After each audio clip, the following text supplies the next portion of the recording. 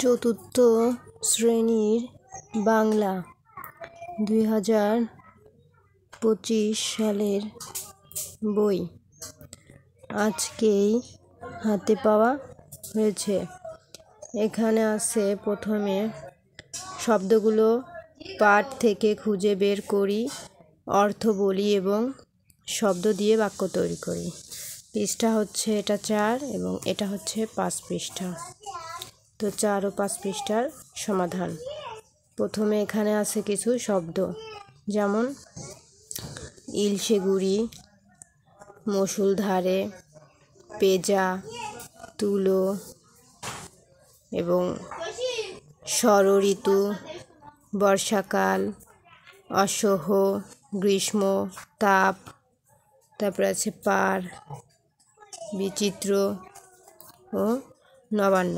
তো এগুলার উত্তর হচ্ছে এই যে ইলশে গুড়ি। ইলশে গুড়ি অর্থ হচ্ছে হালকা ঝিরঝিরে বৃষ্টি। তারপরে মুষলধারে মানে হচ্ছে খুব বড় বড় ফোঁটায় যখন বৃষ্টি পড়ে। পেঁজা তুলো অর্থ হচ্ছে তুলা, ধুনে বা টেনে আঁশ বের করা। ষড়ঋতু মানে হচ্ছে 6টি ঋতু। বর্ষাকাল মানে হচ্ছে বৃষ্টির সময়। অসহ্য মানে যা সহ্য করা বা সহা যায় না। গ্রীষ্ম মানে গরমকাল। তাপ মানে উষ্ণতা। পার মানে কিনারা। বিচিত্র মানে নানা বর্ণ বিশিষ্ট, বিস্ময়কর। নবান্ন মানে নতুন ধান কাটার পর অগ্রহায়ণ মাসে অনুষ্ঠিত একটি উৎসব।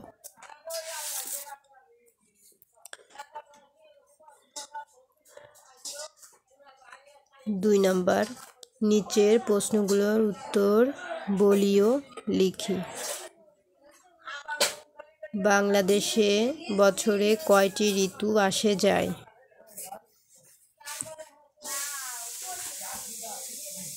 বাংলাদেশে বছরে 6টি ঋতু আসে যায়।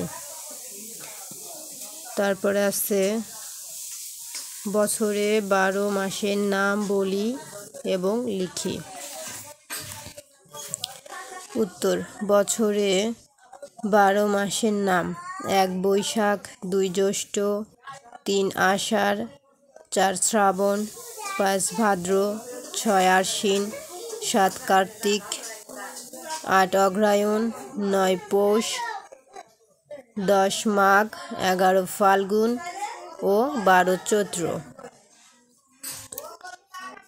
গ নাম্বার, কোন কোন মাস নিয়ে কোন কোন ঋতু হয় বলি এবং লিখি। উত্তর, বাংলাদেশে 2টো মাস নিয়ে একটি ঋতু হয়, তা ছকে দেখানো হলো। মাসের নাম: বৈশাখ জ্যৈষ্ঠ। বৈশাখ জ্যৈষ্ঠ নিয়ে তৈরি হয় গ্রীষ্মকাল। আষাঢ় শ্রাবণ মাস নিয়ে তৈরি হয় বর্ষাকাল। ভাদ্র আশ্বিন মাস নিয়ে তৈরি হয় শরৎকাল। কার্তিক অগ্রহায়ণ মাস মিলে তৈরি হয় হেমন্তকাল। পৌষ ও মাঘ মাস মিলে তৈরি হয় শীতকাল। ফাল্গুন ও চৈত্র নিয়ে তৈরি হয় বসন্ত। এখন আমার দেখা বর্ষা ও শীত ঋতুর তুলনা করি। আমার দেখা বর্ষা ও শীত ঋতুর তুলনা করি। উত্তর, আমার দেখা শীত ও বর্ষা ঋতুর তুলনা এরকম। বর্ষা: 1 বর্ষার আকাশ মেঘে ঢাকা থাকে। 2 বর্ষায় প্রচুর বৃষ্টিপাত হয়।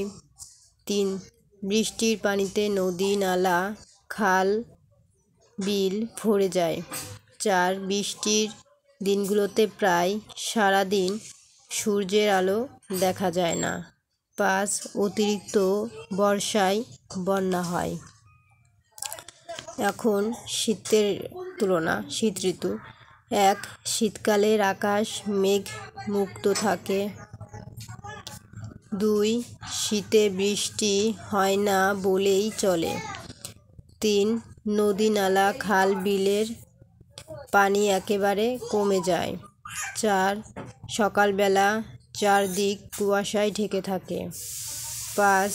মাঝে মাঝে হাড় কাঁপানো শীত পড়ে। এখন কোন ঋতু আমার বেশি পছন্দ? পছন্দের কারণ কি লিখে জানাই। তো এটার উত্তর এই যে 6টি ঋতুর মধ্যে বর্ষা ঋতু আমার বেশি পছন্দের। পছন্দের কারণ: বৃষ্টির কথা মনে পড়তেই আমার ভালো লাগে। বর্ষাকালে কখনো বৃষ্টি পড়ে ঝিরঝির করে, আবার কখনো মুষলধারে। মাঠ ঘাট নদী নালা পানিতে ভরে যায়। এ সময় বাসার সবার সঙ্গে গল্প করতে ও মজার মজার খাবার খেতে আমার খুব ভালো লাগে। এছাড়া আমার পছন্দের কদম ফুল বর্ষাকালেই ফোটে। এসব কারণে বর্ষা ঋতুই আমার বেশি পছন্দের। এখন 3 নম্বর, ডান দিক থেকে শব্দ বেছে নিয়ে খালি জায়গায় লিখি। এখানে আছে আমার দেশ ড্যাশ দেশ। সঠিক উত্তর হবে আমার দেশ ষড়ঋতুর দেশ। গ্রীষ্মকে বলা হয় মধুমাস। বর্ষায় ফোটে কেয়া আরও নানা। এই যে কদম, কেয়া ও আরও নানা ফুল। হেমন্ত ড্যাশ ঋতু। হেমন্ত সোনালী ধানের ঋতু। এই যে আর বাকি থাকলে একটা, শীতকালে ড্যাশ হাওয়া বয় হবে উত্তরে। শীতকালে উত্তরে হাওয়া বয়। এখন ডান দিক থেকে শব্দ বেছে নিয়ে বাঁ দিকের শব্দের সঙ্গে মিলাই। এখানে আছে যাওয়া মানে আসা।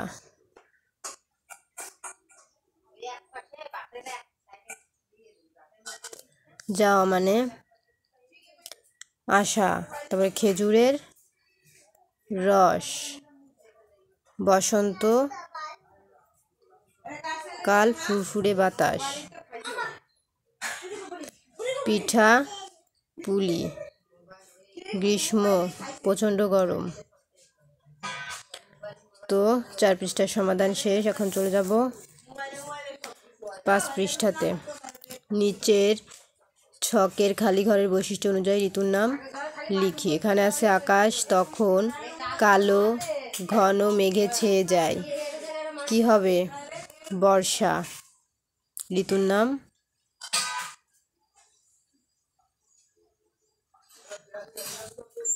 বর্ষা। তারপর নদীর পাড় সাদা কাশফুলে ভরে যায়। শরৎ।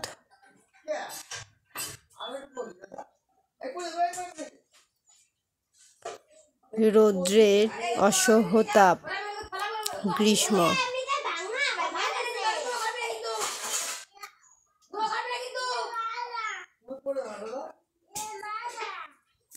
গ্রীষ্ম। তারপরে এই ঋতুতে খেজুরের রস দিয়ে তৈরি হয় নানা পিঠাপুলি। শীত।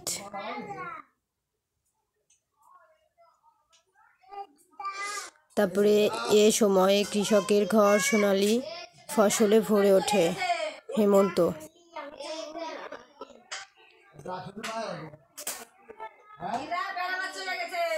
তারপর নানা গাছে জেগে ওঠে নতুন সবুজ পাতা।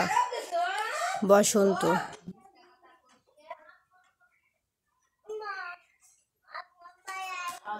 এখন নিচের বাক্যটি পড়ি এবং বিশেষ্য ও বিশেষণ পদ সম্পর্কে জেনে নিই।